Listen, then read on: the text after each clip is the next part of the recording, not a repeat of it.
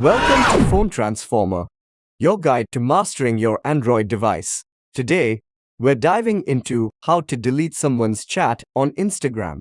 Don't forget to hit that subscribe button to stay updated with our latest tips and tricks. Let's get started with the step-by-step. Step 1.